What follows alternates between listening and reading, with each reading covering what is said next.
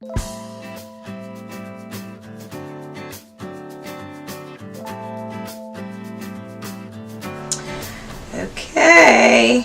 I'm back again. We're going to talk about today.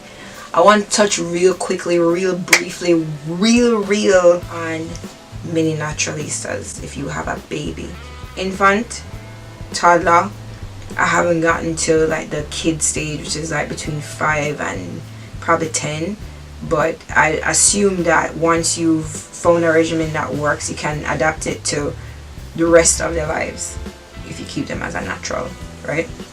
So we're gonna just talk about some quick tips from there. Some people prefer to see a video than to read, but you can check out my blog, renaturalize.com.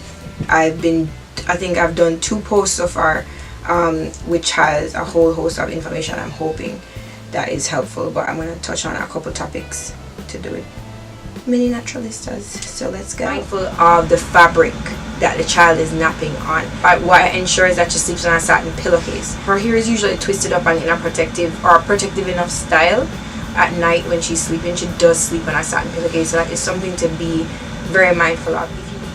The next thing that is a helpful tip is not every comb is equal, but the first tool that I use in her hair are my fingers. But this this is a curator, right? This thing is such an awesome thing. Like, this has 1, 2, 3, 4, 5, 6, 7 teeth, but you can see there it's very wide set. I don't know if you can see that. And then these are the 2 holes that the steam comes through.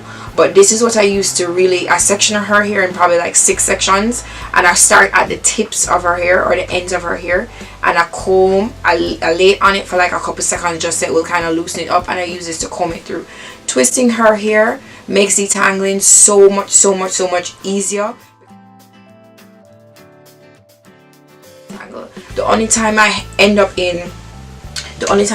with issues with detangling is like if I let out her hair and have it in like her fro for like a couple days, it does get tangled.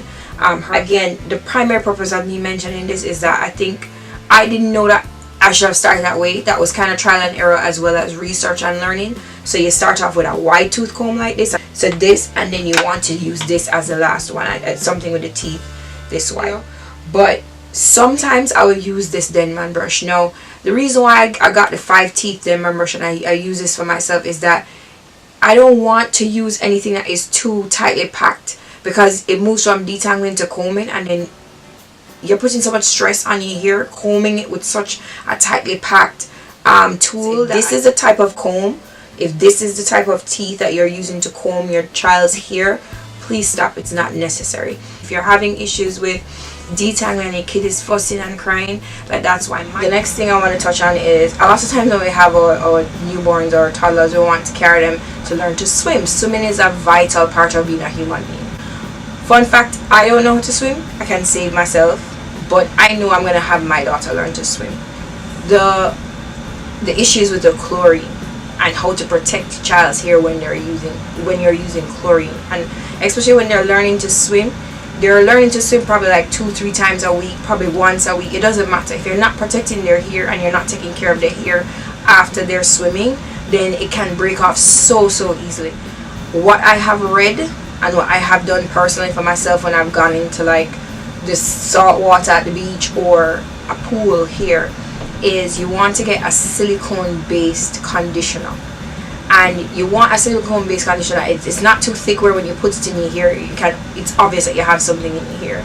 But you want to kind of coat your hair enough, coat the child's hair as well enough with it that when the water tries to get into the cuticles, it can't, because it has that barrier between the hair and the water.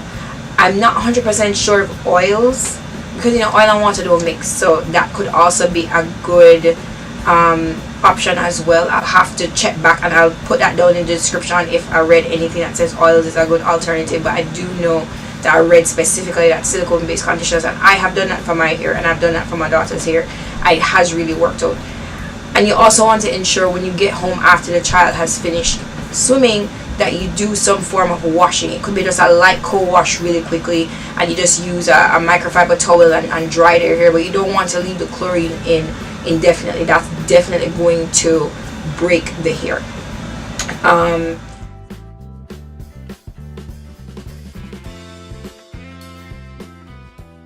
Don't forget to subscribe.